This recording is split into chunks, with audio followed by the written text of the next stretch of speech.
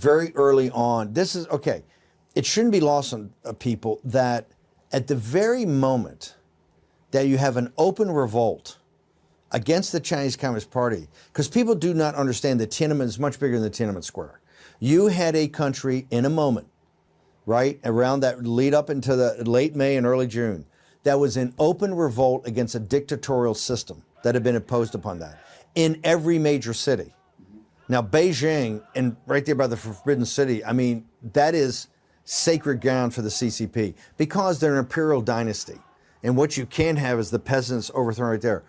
When the Goddess of Liberty went up, which was one of the strongest symbols in world history, that we are united to the American Revolution, we're united kind of the French Revolution, we are united in this quest for freedom and dignity and liberty, right? At that very moment, Deng and these guys, you know, the kind of not hard, the hardliners took over and go, okay, we've had it. This is not good. This is where the world gets a system and they're going to start asking questions. This is going to be put down, and we don't care how many people we kill. In fact, if we got to kill them on global TV, we're going to kill them on global TV, but that's getting killed. We're killing that now. Where was the outrage from the West? There was no outrage. In fact, it was the exact opposite. Bush 41, who had been ambassador to China and been head of the CIA, just saying, right? What did he do? He sent General Scowcroft in 30 days to Beijing to basically tell Deng Xiaoping and these guys, you got to tone it down, right? Obviously, this thing's not working. We'll help you kind of figure this out, but you got to clean it up, and we can't have any more tanks.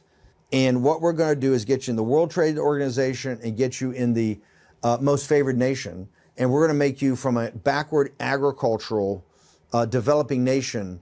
We're going to allow you to become a manufacturing power because we are going to work in conjunction and ship all the jobs over here. And we're going to be partners. And that's what happened. And this is what happened in broad daylight. The cynicism of it. So the global elites don't have credulity. They had willful blindness. They knew exactly what was going on. They were party to it. And here's the cruelest thing, is what they sold the American people on.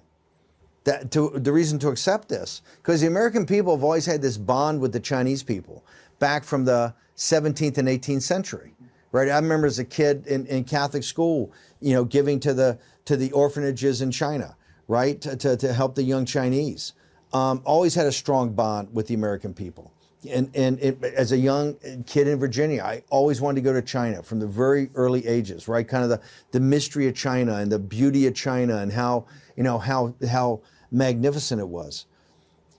What you see is they took the most cynical way to sell it. They go, listen, if we give them all this stuff on economics, they'll become more liberal in politics. Right? They'll become, and it's the exact opposite. It was a bald-faced lie. In fact, you could argue 30 years after that, our elites really looked around and said, hey, their system, we kind of like their system. State capitalism with authoritarian control and kind of elite merger of regulatory apparatus. And that's what the United States had come under Biden. That's what the Trump revolution is, a rejection of that. But this